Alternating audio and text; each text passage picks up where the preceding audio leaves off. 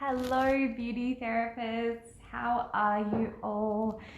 My name is Kathleen, and I just wanted to jump on here tonight and talk to you about organization as a beauty therapist, and more specifically, a beauty therapist and business owner. Now, just give me one sec. I'm trying to balance my phone. So we have a light and we have a sound source and all of those things. I think this will just be okay. But essentially I'm jumping on here to give you some tips and some strategies and maybe just some new thoughts around becoming organized. I am absolutely not the authority when it comes to this. I'm not a business coach and I'm not a beauty business mentor or anything like that at all, but I do have a little bit of a lived experience. I have been in business now for 12 months. That's just crazy to say that, and it is definitely, I've learned so much so far in the last 12 months, and I'm still learning more every single day.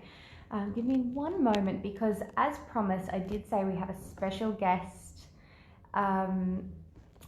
coming on tonight to actually give you some pro tips, because she is very experienced.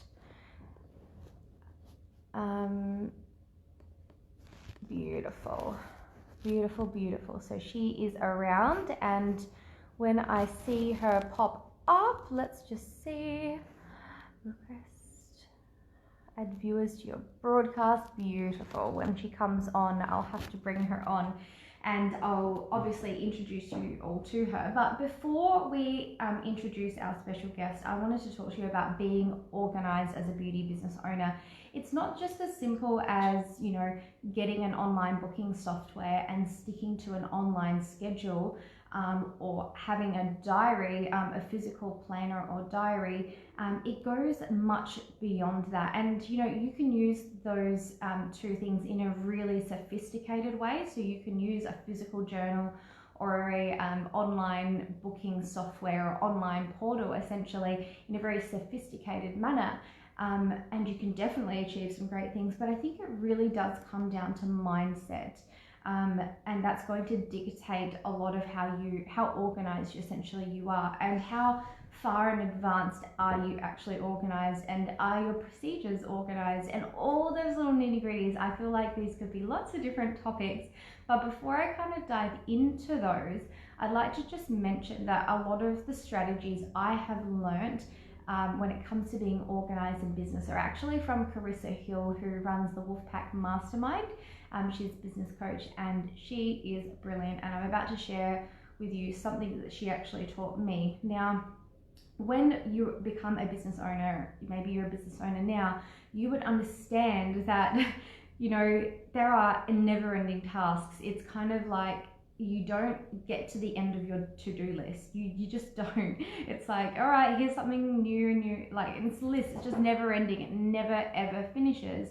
And the thing is, you can easily get caught up with busyness versus actually productivityness. And you could be spending all of your time doing tasks that seem urgent and seem important, but they're actually more so just time wasters. And I don't mean to sound that bluntly, but you really have to find out where your priorities are when it comes to running your business. The whole idea that you're running a business is to make money and to support a lifestyle, and obviously to serve your clients. That is the number one priority. That's why you're doing it, but you really do need to remember what the main focus of the business is, and it's to make money and to be profitable. And oftentimes, especially when we're a one-woman band, we can get, and I'm talking from experience, guys, this is not just me rattling on, this is my lived experience so far, spending time on these tasks that are just running the business essentially, and it's not really moving the needle forward. And what can happen, and this has just recently happened to me myself, is I was never really booked out. It's only been a year, but I only just recently started getting booked out every week, and then I realized all these things, all this time that I used to have was now being sucked up by appointments. So essentially all I was spending my time on was doing appointments and then the admin, and then trying desperately to do things like marketing, do things to get my name out there and actually build the business to the next step. So I found I hit a wall there, and I realized I was spending a lot of time on tasks that were not important and definitely not urgent. And I wanted to talk to you about something Carissa shared with me, and this is probably the best thing to get you organized.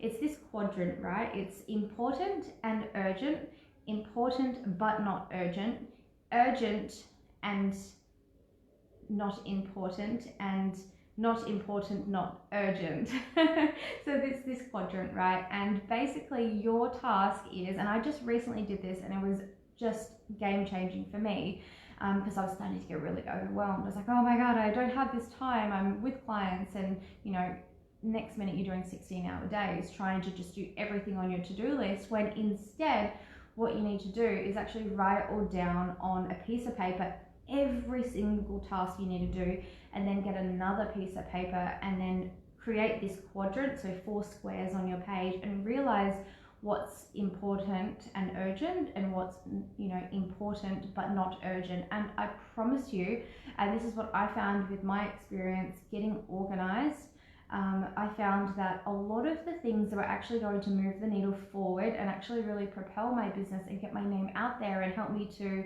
you know, have longevity in my business were actually all in the important but not urgent section. And I found that I was actually spending a lot of my time doing tasks that were urgent but not important, or important and urgent. And I mean, a lot of things do fall into that category. That's things like, you know, I had something the other week where a stock order didn't arrive, and that was important and it was very urgent. But I feel like that category can somehow get a bit of a blurred line with the urgent but not important. So essentially, that is like the best tip I can give you for beauty business owners, and really just life, really. Create that quadrant, figure out what's really important, and hello Angela, and really figuring out what is important and what you need to spend your time with. That is the number one thing when you are time poor, is to really spend time on what is going to propel you forward. That is my first tip. And I guess you can definitely keep a journal, and you can definitely keep an online booking software to really back you up.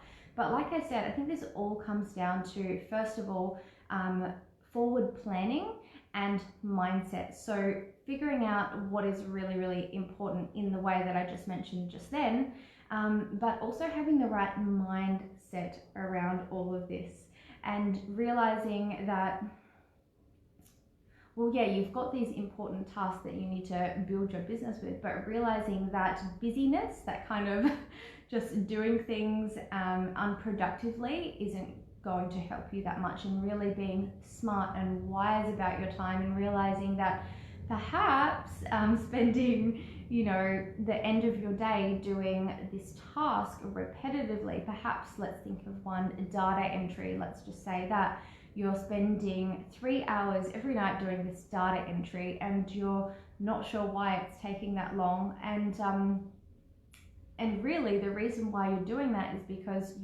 it's your mindset around it. At the end of the day, you're worn out, you're done. You don't have much emotional energy left. So that task really shouldn't be taking 3 hours. It could possibly be a 30-minute task if you were to strategically place it in your day elsewhere. So that's kind of what I'm talking about, mindset, and it really comes from personal experience and reflecting on how you live your day, and also outsourcing. And on that note, I actually want to invite a very special guest onto this talk, and I'm going to introduce her very shortly, but she is someone who has really the lived experience when it comes to owning a business. And I have seen in some of her podcasts how she does outsource some things, and she really teaches beauty therapists in the industry that, well, yeah, you can achieve anything if you put your mind to it. And I always remember this gorgeous face when I hear that quote.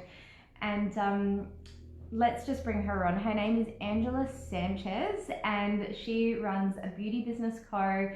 She runs a podcast, and she has the Beauty Business Pro membership, and her website is amazing. She's got like a little online store there, which will save you all this time for your beauty business by purchasing basically marketing kind of templates. So let's bring her on. Let's see if I can figure out this live, two people on live.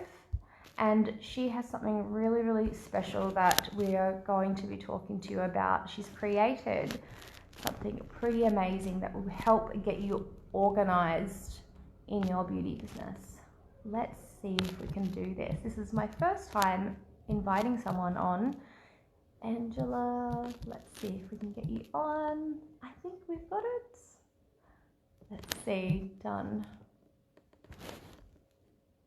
Alrighty, I think we've just invited Angela, so bear with us for just a moment. Beautiful. I'm hoping this works. See if this works. Add viewers to be in your broadcast. I reckon I've done the right thing. We're just going to wait on Angela now, I believe. And I'd love to hear, if you're watching, have you heard of Beauty Business Pro and Beauty Business Co? If you haven't, that's okay. We'd love to talk to you all about it. I think it's an amazing thing that she's done. She's really had this lived experience of having a salon and really just trying to juggle the demands of being a mother, a business owner, a wife, a friend, a family member, and trying to get it all done in one day. And she has that lived experience and has created products essentially to essentially help your business grow. Now, Angela says she can't see the invite. Oh, that's not good. That's okay. Let's give it another go. It's very bizarre how they do this. Beauty. There's always a first for everything, guys. And sometimes you just have to just jump on and just give it a go. That's what I say. Angela. I'm not sure where that's going, Angela. It says I've invited you. Let's just have a little look.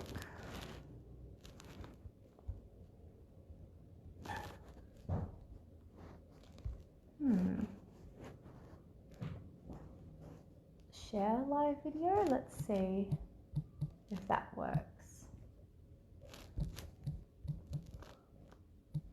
Yeah, that is so bizarre. What we might do then, beauty therapist, I might jump off and see if I can start this broadcast with Angela at the same time, because I can't seem to get her on, and I really need you guys to meet her and hear about her creation. So bear with me for one moment and I'm going to quickly bring her on.